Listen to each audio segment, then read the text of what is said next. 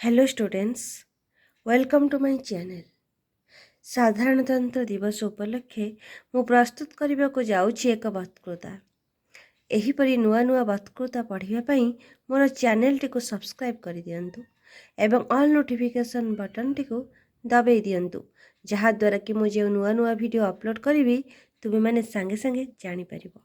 आजिर भाषण साधारणतंत्र दिवस।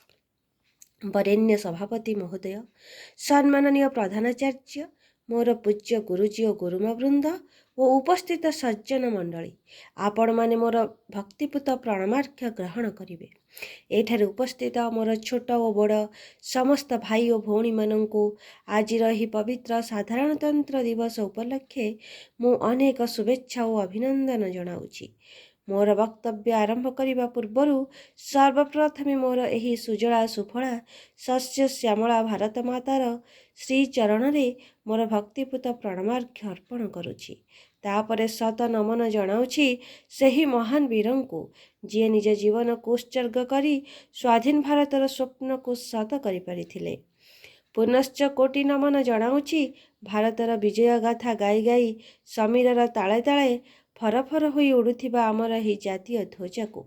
एथि सहित आजिर ही स्वर्णिम अवसर रे मोते किछि कहिबार सुजोग प्रदान करिथिबारु मु आपण मानक निकटरे मोर कृतज्ञता ज्ञापन करुछि।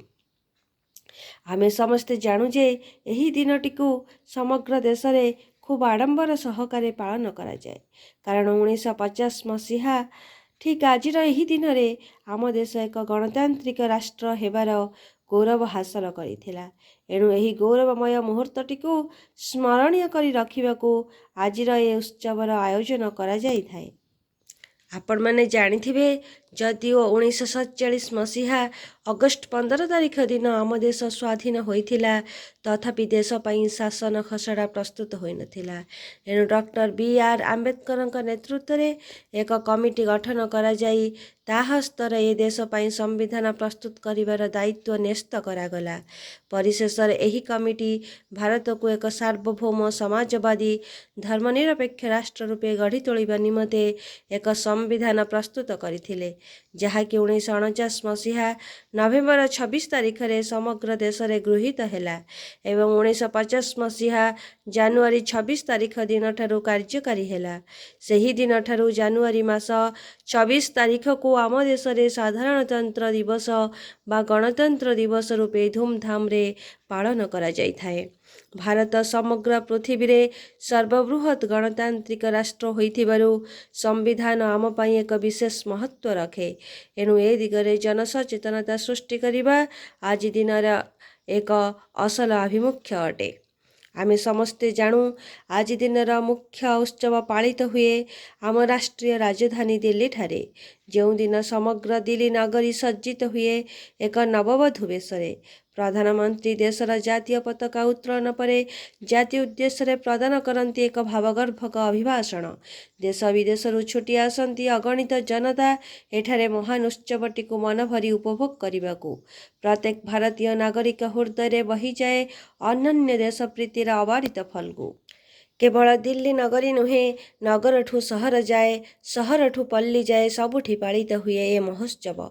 सबुठी खेली जाए एक आनंद और उन्मादनार लहरी। हजार हजार लोकंक आत्म बलिदानर फल आजिर एही स्वाधीनता। तांक पई आमे एक स्वाधीन गणतंत्र राष्ट्रर नागरिक। एबे आम हाते आम शासनर डोरी, आमे ही आमरी भाग्य विधाता।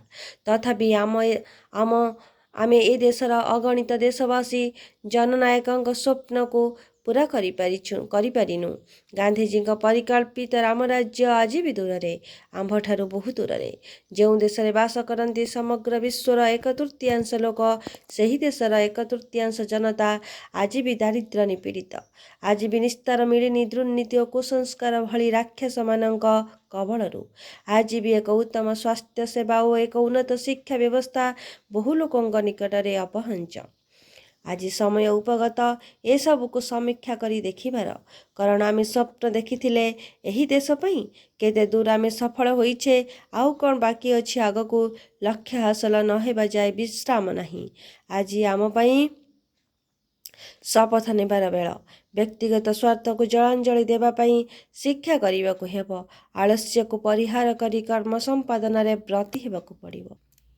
ଗୋପବନ୍ଧୁ ଯଥାର୍ଥରେ କହିଛନ୍ତି, ମାନବ ଜୀବନ ନୁହେଁ କେବଳ ବର୍ଷ ମାସ ଦିନ ଦଣ୍ଡ, କର୍ମେ ଯିଏ ନର କର୍ମ ଏକା ତାର ଜୀବନର ମାନଦଣ୍ଡ।